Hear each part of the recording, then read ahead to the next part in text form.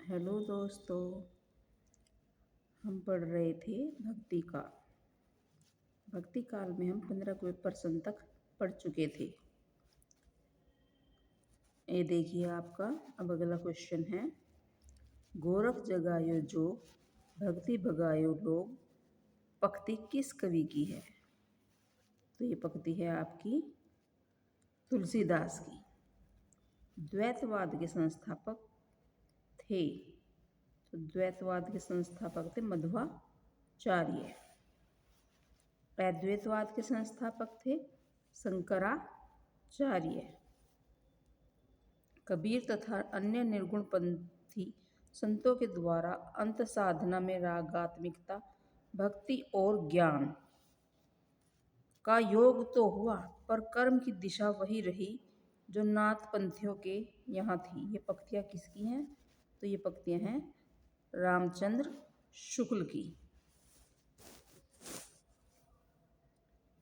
नामदेव जी की भक्ति किस प्रकार की थी? तो नामदेव जी की भक्ति सगुण और निर्गुण दोनों प्रकार की थी। इतना ध्यान रखना है आपको कि उनकी सगुण और निर्गुण दोनों प्रकार की थी।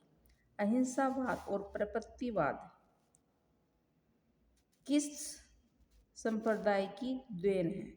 तो ये आपका वैष्णव संप्रदाय की देन है। झिलमिल झगड़ा झूलते बाकी रही न काहू, गोरख अटके कालपुर कौन कहावे साहू। इन पंक्तियों के रचयिता कौन है? तो इन पंक्तियों के रचयिता कबीरदास जी हैं।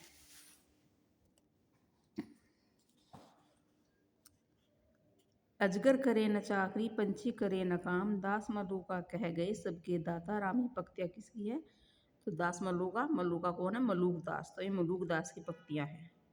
रामावत संप्रदाय के प्रवर्तक कौन है? तो रामावत संप्रदाय के प्रवर्तक रामानंद जी हैं। श्री संप्रदाय के प्रवर्तक कौन माने जाते हैं? श्री संप्रदाय के प्रवर्तक रामानुजाचार्य हैं। रुद्र संप्रदाय के प्रवर्तक कौन है? तो रुद्र संप्रदाय के प्रवर्तक विष्णु स्वामी हैं। अगला प्रश्न, ब्रह्म संप्रदाय के प्रवर्तक कौन है? तो ये आपके मध्वाचार्य हैं। सनकादि संप्रदाय के प्रवर्तक कौन है? तो सनकादि संप्रदाय के प्रवर्तक निम्बार्काचार्य हैं। भक्ति के आद्य आचार्य माने जाते हैं। भक्ति के आद्य आचार्य कौन माने जाते हैं? आद्य यानी सब पहले, पुराने, सबसे